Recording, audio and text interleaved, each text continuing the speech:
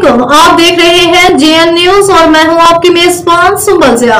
Bulletin का बाकायदा आगाज करते हैं और शामिल करते हैं अब तक की अहम तरीन खबर। जेएन न्यूज़ सांगड़ा की तरफ से हम बैठे हैं चौरी इम्तियाज़ कारू साहब के डेरे पे और हम बात कर रहे हैं उनके छोटे भाई फुज़ार अहमद कालू से कि वो इस बार अहमदाबाद की तरक्की के बारे में क्या पैगाम देना चाहते हैं। जी सर। औज़ बिल्लाहि मिनश शैतानिर रजीम, बिस्मिल्लाहिर रहमानिर रहीम। डॉक्टर साहब, पहले तो आपका बहुत बहुत शुक्रिया, आपने कीमती वक्त से टाइम निकाला।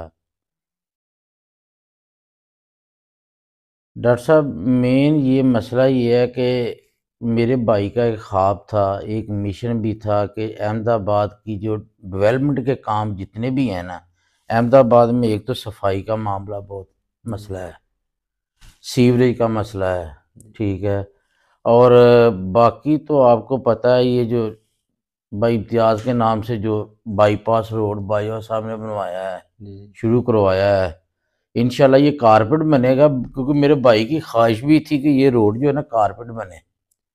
चलो चोर साहब की मेहरबानी, चलो उन्होंने पीसी बनवा दिया। बाकी इंशाल्लाह जो है ना ऐसे ही होगा कि अहमदाबाद सांगरा से जो है ना वाज़िया नज़र आएगा आप लोगों को।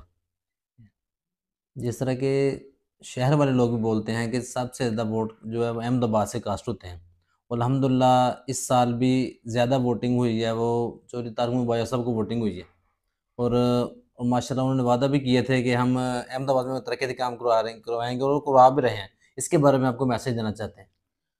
मैं तो हर जलसे में यही कहता हूँ कि अगर तरक्की का मिशन जारी रखना है तो बाजवा साहब के संग चलना है।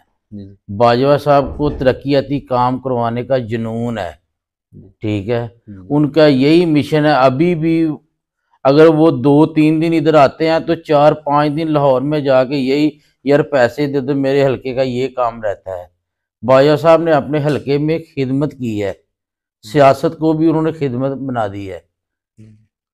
बाकी मामला तो चलते रहते हैं, लोग आते हैं सियासत करते हैं चले जाते हैं।